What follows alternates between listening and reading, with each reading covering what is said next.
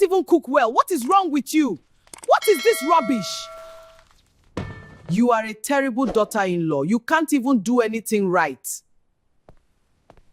The slap did not land on my face. It landed on my soul. I was standing at the stove that Saturday morning, stirring a pot of egusi soup I had started before the sun came up. My back was already aching. My feet were already swollen inside my house slippers. I had been awake since 4:30, sweeping the compound in the dark, fetching water from the street tap because the overhead tank was low, washing last night's dishes, and now cooking. All before most people in that house had even opened their eyes. I thought I was doing well that morning. I genuinely thought so.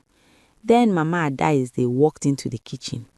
She did not say good morning. She never said good morning to me. She walked straight to the pot, lifted the lid, dipped a spoon inside, tasted it, and in one sharp, deliberate motion, slapped the spoon out of my hand. It hit the wall. Egusi soup splattered across the white tiles I had mopped at 5 a.m. Is this what you call food? Her voice was loud, designed to be loud. 3 of her friends were sitting in the parlor, and she wanted every one of them to hear. Are you trying to kill this family with salt? Is that your plan for us? I stood there with my hand still raised from where I had been holding the spoon. My heart was hammering. My throat was tight. I could feel the attention of her visitors turning toward the kitchen doorway. That particular silence that means people are pretending not to listen while listening with everything they have. I had used 2 pinches of salt, the exact same amount she had shown me herself 3 weeks earlier, standing in that same kitchen, her hand guiding mine over that same pot. 2 pinches. I remembered because I had been so careful. I was always so careful. Adam, her voice cracked through the house like a whip. Adam, come and see what this wife of yours is doing to this family. His footsteps came slowly. The footsteps of a man who already knew what he was walking into and had decided in advance what he would and would not do about it.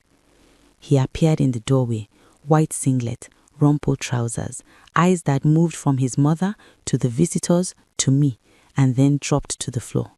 Mama, what happened? What happened? Look at this soup. Taste it. Your wife is trying to poison us with salt. I kept my voice steady. I used the same amount you showed me, Mama. 2 pinches. Don't answer me back. Her finger shot toward my face. Don't open that mouth at me in front of my visitors. I turned to Adam, my husband, the man who had sat across from me at my cousin's wedding and talked to me for 4 straight hours, telling me I was his peace, his home, the answer to a prayer. I looked at him with everything I had, my exhaustion, my humiliation, the desperate need for one single word in my defense. He looked at his mother. Then he looked at the floor. Jessica, just fix the soup, add water, balance the salt. He walked back down the hallway. The bedroom door clicked shut. I turned back to the stove. I picked up another spoon. My hands were shaking, but I held them still through willpower alone. I stared. I always stared. That was the thing nobody understood about me. I was not a weak woman. I was a woman who had made a decision to love and to try, and I was holding on to that decision with both hands as the edges cut into my palms. I had been raised to believe that patience was a form of strength, that a good heart always found its reward. I did not yet know how much that belief was going to cost me. I learned that house the way you learn a place you are afraid of. Every corner had a rule. Every hour had an expectation, and none of it was ever written down because the whole point was that I could always be wrong no matter what I did. Mama Adaeze woke at 6. Tea had to be on the table by 6:15, not 6:10 because then it would be too cool, not 6:20 because then I was lazy. 6:15 exactly, with the color a precise shade of brown I had studied and memorized like a student preparing for the only exam that mattered. Monday and Thursday were visiting days. Her friends would arrive in the afternoon, and those were the days I scrubbed the parlor floor until my knees ached and the tiles reflected light like still water. She would walk her visitors through the house like an inspector, pointing at surfaces, lifting cushions, running a finger along window ledges. If she found one smudge, one corner with dust, one shelf I had missed. She would call me in front of everyone and make me redo it while they watched.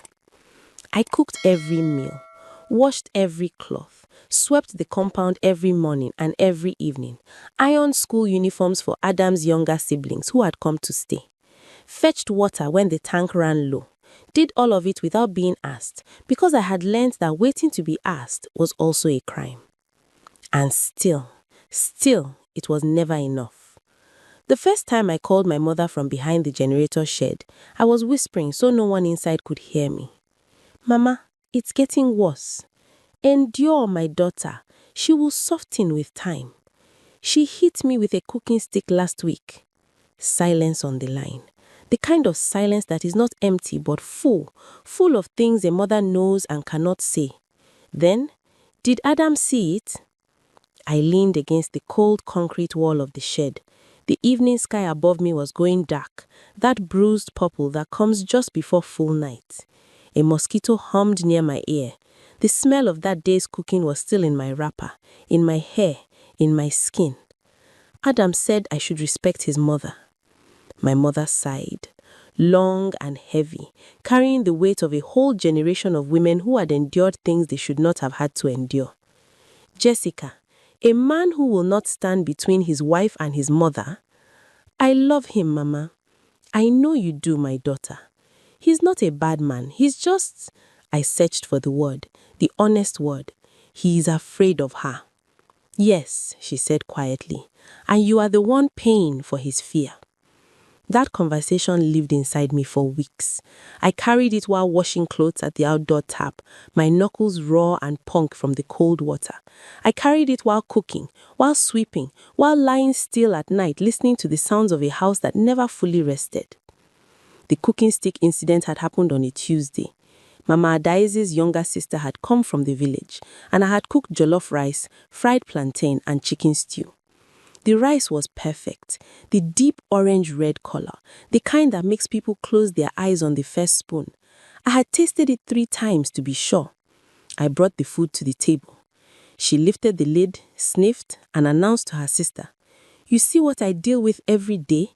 This girl cannot cook." "Mama, the food." The stick cut me across the forearm. It knocked me back against the counter, stinging, sharp, deliberate. The room went still. Her sister looked at her plate, said nothing. From the parlor, a TV laugh track played on. Adam did not come. I set the serving spoon down on the table very carefully, walked to the bedroom, sat on the edge of the bed and pressed my arm to my chest and breathed. In, out, until the shaking stopped. That night, Adam came to bed and found me facing the wall. "Jessica?" Silence. She didn't mean it like that. I turned over. I looked at this man I had chosen, this face I still loved even as it kept failing me, and I said the most honest thing I had said in months. "Adam, she hit me." Long silence. "I'll talk to her," he said. He never did. I kept waiting. I kept trying. I kept waking before dawn and stirring pots and scrubbing floors and telling myself that patience was strength. But something inside me was changing. Something soft and hopeful was quietly, steadily hardening into something else. If this story is hitting something real in your chest right now, stay with me. Subscribe so you never miss a story like this. Because what happens next, I need you to see it. Mama Adeze announced the family gathering 3 weeks in advance. First Saturday of December, the whole extended family, cousins, aunties, uncles, in-laws, old friends. She announced it at breakfast like a queen planning a celebration, listing the dishes she wanted, the number of chairs, the decoration of the compound. She looked at me once. That one look communicated a full paragraph. "You will cook all of this, every pot, every dish, and it will be perfect. And if it is not, you will stand in front of every person in this family and be made an example of." I started cooking the day before. Pepper soup, jollof rice, white rice, egusi soup, vegetable soup, fried chicken, goat meat stew, moi moi, puff puff for the children. I was on my feet for 9 hours on Friday and up again at 5 on Saturday morning to continue, my back on fire, my feet swollen, my eyes stinging from smoke and pepper and exhaustion. The relatives arrived in waves. Aunties kissed my cheek and said I looked well. Uncles told Adam he had a hard-working wife. I smiled. I served. I refilled plates. I went back to the kitchen. By 3 in the afternoon, 40 people were eating and the compound was full of music and laughter. I finally sat down at the kitchen entrance with my own plate of rice. Just to breathe. Just for one moment. I was tired, but I was also, for one small, fragile second, at peace. That was when she came. Mama Adeze walked through the kitchen door with 2 senior aunties behind her, and I saw her face, and my stomach dropped completely through the floor. She turned toward the nearest group of relatives. Everybody, let me tell you what this girl has done today. Conversation stopped. Heads turned. I specifically told her to set aside goat meat for the elders, the oldest people in this family. And what did she do? She gave everything to the young people. There is nothing left, no respect, no home training. This is what I live with every single day. I set my plate down. I stood up. Everything in me was trembling, not from fear, from something heavier and older than fear, the shaking of a person who has absorbed too much for too long and has finally reached the absolute edge of what a human being can carry. Because she was lying. I had separated the goat meat at 6 that morning, set it in a covered pot on the back counter, done it carefully, done it first, because I understood what it meant to honor elders, because I had been raised right, no matter what this woman told people about me daily. Mama? My voice came out quiet and steady, walking carefully over thin ice. The meat is in the covered pot on the back counter. I set it aside this morning. Anyone can go and check right now. The compound went absolutely silent. She turned to me slowly, and her eyes said what her mouth was about to say louder. Are you calling me a liar in front of my family? I am saying the meat is there. That is all I am saying. Adam! Her voice broke across the compound. Adam, come and control your wife. Adam walked over from the men's section. He looked at his mother. He looked at me. He looked at the 40 relatives watching. His jaw tightened. And then he said the words that destroyed us. Jessica, whatever happened, just apologize to your mother. We will sort it out privately. The world stopped moving. I looked at my husband, this man, this face, this choice I had made and defended and bled for. And something that had been bending for 8 long months, bending, finally broke clean in half. I took off my apron, I set it on the nearest chair, I walked into the house, and I began to pack. I did not take much. 1 bag. The small blue one I had brought from my parents' house on my wedding day. The one that had been sitting at the top of the wardrobe like it had been waiting patiently for this exact moment. 2 wrappers, my toiletries, my documents, birth certificates, school certificates, my phone and its charger, the small photo frame of my mother from the bedside table. I left my wedding photo on the wall. I left the gold earrings from the introduction ceremony. I left the expensive perfume, the good dresses, everything that had come with the life I was now folding up and walking away from. The noise from the gathering drifted in through the bedroom window. Music, laughter, children chasing each other across the compound. None of them knew. None of them knew that the woman who had cooked all that food, who had been on her feet since 5 in the morning, who had smiled and served and swallowed herself piece by piece all day, was in the bedroom, quietly, permanently, living. I zipped the bag.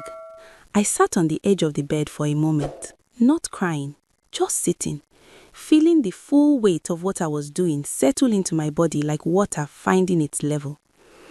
I thought about the girl who had walked into this house 8 months ago, carrying so much love and so much hope. I thought about every morning before dawn, every pot, every flaw, every slap I had absorbed and excused and explained away to myself in the dark. I thought about Adam's face when he told me to apologize. Not guilt, not shame, just convenience. My pain was inconvenient. My dignity was inconvenient. Choosing me over his mother's performance was inconvenient. I picked up my bag. I walked out of that bedroom for the last time. Through the hallway that still smelled of my cooking. Through the kitchen where the soup pot was still warm. Out the back gate that led to the street. The evening air hit my face, cool and real and indifferent to everything I was feeling. I called my cousin Blessing. She picked up on the second ring. "I'm coming now," she said, and opening the gate. That night, I slept on a mattress on the floor of Blessing's spare room, my small bag beside me, the city breathing outside the window. And I felt, for the first time in 8 months, safe. Not happy, not healed, not at peace yet, but safe. And safe was enough for that night. What I did not know lying there on that mattress was what was already beginning to unfold in the house I had left. What I did not know was the kind of harvest that was coming for the woman who had planted so much cruelty in her own home. 6 months later, I was living in a one-room apartment near my workplace, and my life had become quietly and steadily my own. I had painted the wall above my bed terracotta, a warm, earthy red I had always loved, and nobody had ever thought to ask me about. I had a small gas stove and good pots, and I cooked what I wanted, when I wanted. The food tasted different when you made it for yourself. It tasted like freedom, like the first deep breath after months underwater. Blessing and I had started a small catering business, weekend events, office lunches, birthday celebrations. The same hands that had been told were useless were now earning me income and compliments from people who ate my food and asked for my contact. I was building something real, something mine. I was healing. And then the news started coming. It came slowly at first, the way a flood starts, just a trickle, almost nothing. And then suddenly it is everywhere. Adam had remarried. Her name was Vivian from Lagos. Bold, sharp, the kind of woman who walks into a room and immediately becomes the most present person in it. I heard Mama Adaize had been thrilled at the introduction. Well-dressed, beautiful, from a good family. She had rubbed her hands together thinking she had finally gotten what she wanted. A daughter-in-law she could shape and own. She had never been more wrong about anything in her entire life. The first story reached me through Sandra, Adam's cousin, who had witnessed that terrible gathering and had watched me leave without saying a word to stop me. She called on a Sunday evening, and I could hear her trying to keep her voice neutral and failing completely. "Jessica, are you sitting down? Tell me." Vivian told Mama Adaize that her jollof rice tasted like food prepared for a burial ceremony. I sat very still. She said, "What?" In front of Adam, in front of 2 of the older aunties who had come to visit, she said, and I am quoting directly, "I have eaten better food at funerals." Then she pushed the plate aside and went to the bedroom. Mama Adaize, the woman who had terrorized me for 8 months over a grain of extra salt, had stood in her own kitchen in front of witnesses and been told her cooking tasted like death. But that was only the beginning. 2 weeks later, Sandra called again. Mama Adaize had done what she always did during arguments, raised her hand. That slow, threatening lift of the palm that had sent me stumbling backward more times than I could count. The gesture that said, I can touch you whenever I want, and no one in this house will stop me. Vivian had caught her wrist in mid-air, just grabbed it, held it there, suspended between them. And then, in a voice so flat and calm, it was more frightening than shouting, she had said, if this hand comes near my body one more time, I will make sure you cannot lift it again. I am not the woman you had before. Try me and see. Mama Adaize had gone silent for 3 full days after that, would not come out of her room, stopped receiving visitors.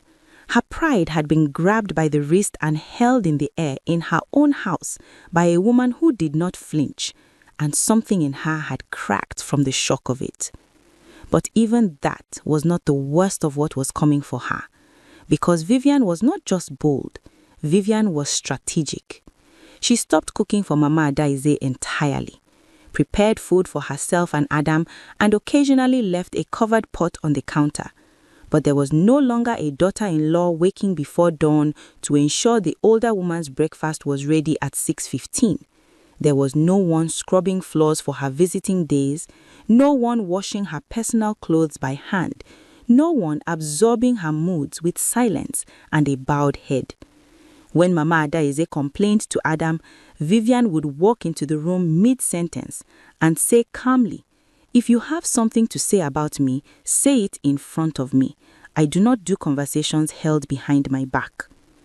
When the older woman tried her old trick of gathering visitors to witness a performance, raising her voice, making accusations, turning private conflict into public spectacle, Vivian would sit down, cross her legs, and begin to list, quietly and precisely, every incident she had been storing in her memory.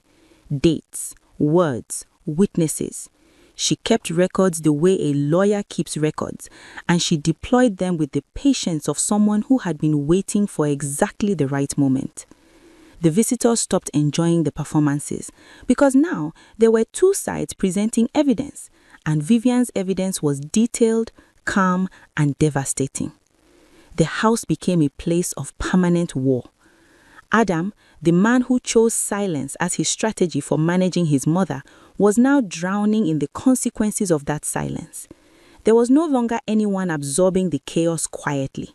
Every spark became a fire. Every small conflict became a confrontation that lasted days. He came home from work to raised voices and slammed doors, and a mother who wept in her room, and a wife who sat in the parlor watching television with the volume turned up. He believed that his problems were the woman he married. He was discovering, slowly and painfully, that his problems had always lived in that house long before I arrived. Then came the moment that ended everything. 3 months into the marriage, during one of their worst arguments, Vivian had packed her own bag, not quietly, not in secret, but loudly and deliberately throwing things into a suitcase in the bedroom while Adam stood in the doorway watching. "Where are you going?" he asked. "To my mother's house, and I will come back when you decide what kind of home you actually want to run." She left for 2 weeks. Those 2 weeks, Sandra told me, were the most miserable of Mama Adaize's life. With Vivian gone, the house was quiet again, but it was not the quiet of peace. It was the quiet of absence, the loud, accusing silence of a house where everything has been taken away, and all that remains is the truth about who created the emptiness. Mama Adaize sat in her parlor with no visitors because word had spread through the community about what was happening in that household. And people were uncomfortable now, uncomfortable in the way people get when they realized they had watched a woman suffer for years and called it tradition. And now the same house was on fire and they did not know whose side to stand on. She sat alone with her television and her tea, cold because there was no one to make it at 6:15, and the full weight of what she had built in her own house began to settle on her shoulders. She had spent years constructing a kingdom of fear. She had broken one woman's spirit slowly and carefully, convinced that domination was the same thing as respect, convinced that a daughter-in-law who endured everything was a daughter-in-law who was working correctly. She had driven away patience and kindness and genuine effort and replaced them with someone who gave back everything she sent out, multiplied. And now she was sitting in the kingdom she had built, completely alone, and it was in flames. Adam went to fetch Vivian from her mother's house after the 2 weeks. He came back alone. Vivian had told him she needed more time. What Vivian actually needed, I was told much later, was a lawyer. The divorce papers arrived at the house 4 months later. I heard about it on a Thursday evening. Sandra called, and this time she did not ask if I was sitting down. She just said it. Vivian filed for divorce. It's done. I was standing in my kitchen when she told me, stirring a pot of pepper soup for a client event the next morning. The same hands, the same pot, a completely different life. "How is Mama Daisy?" I asked. Sandra was quiet for a moment. "Jessica, she had a mild stroke last month. She is recovering, but her left side is weak. She cannot do much for herself now. The women in the church are rotating to come and help her." I set down my spoon. I felt something move through me that I could not name immediately. It was not happiness. I want to be clear about that. I took no joy in an old woman's body failing her. I am not built that way, and nothing that woman did to me changed the way I was built. What I felt was something more complicated. It was the feeling of watching a long story finally reach its true ending. The feeling of a circle completing itself, not with triumph, but with truth. She had hit me, she had humiliated me, she had used her hands as weapons and her voice as a whip, and her son's silence as permission. She had made me feel worthless in a house I cooked for, cleaned for, and gave my youth to. And now she was sitting in that same house, her body betraying her second daughter-in-law gone, her son hollowed out by choices he refused to examine, the community she had performed for finally seeing behind the curtain, and there was no one to make her tea. Not because people hated her, but because she had never once considered that the people she treated as servants might one day simply not be there. I heard through Sandra that Mama Daisy had said something in a quiet moment to one of the church women who came to help her. Said it softly, looking out the window at the compound that I used to sweep before dawn. "That's Jessica. She was a good girl. I did not know what I had." Those words reached me on a Tuesday afternoon. I was sitting in my little apartment, the terracotta wall warm in the afternoon light, a cup of tea on the table beside me, the exact color I liked, the exact sweetness I chose, made by my own hands for no one's approval but mine. I sat with those words for a long time. She was a good girl. I did not know what I had. Not an apology, not accountability, but the truth, finally climbing out of the place she had buried it, arriving too late to change anything, just in time to confirm everything. I had tried everything to please that woman. I had woken before the sun. I had cooked until my hands cracked. I had swallowed insults and absorbed blows and bent myself into shapes that no person should have to bend into. I had loved her son faithfully and genuinely. I had treated her with more patience and dignity than she had ever shown me. And none of it was ever enough, because the problem was never my cooking, or my sweeping, or my salt, or my respect. The problem was that she had decided before I even walked through that door that I would not be enough, that I was something to be managed and diminished and controlled. And a decision like that, made by a person like that, cannot be cooked or swept or smiled away. The only answer to a door that will never open, no matter how long you knock, is to stop knocking, to turn around, and find the door that was always meant to be yours. I picked up my cup of tea. I walked to the window. I looked out on the street below. Ordinary, alive, indifferent, beautiful. And I felt something settle into my chest, like the last piece of a long puzzle clicking into place. Not triumph, not bitterness, just peace. The real kind, the deep kind, the kind that lives in the body, not just the mind. The kind that no one can slap out of your hand, drag you across a compound to undo, or turn from you by turning their back when you need them most. The kind you find only when you finally stop trying to earn it in a house that it was never going to be given. I had lost a marriage, but I had found myself. And on the scale of things that matter, there was no comparison. Some battles are not meant to be won by trying harder. Some are won by finally knowing when to walk away. If this story touched you, share it with someone who needs to hear it.